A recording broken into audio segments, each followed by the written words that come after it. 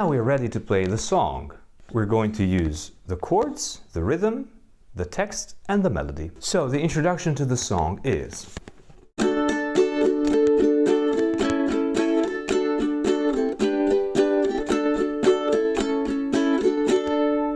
And then comes the first verse, transition, second verse, transition, etc., etc. Listen. Bounce, bounce, bounce, bounce the ball.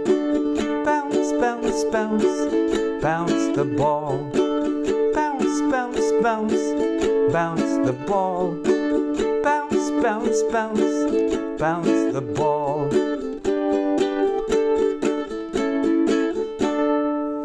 Throw, throw, throw, throw the ball. Throw, throw, throw, throw the ball. Throw, throw, throw, throw the ball. Throw, throw, throw, throw the ball.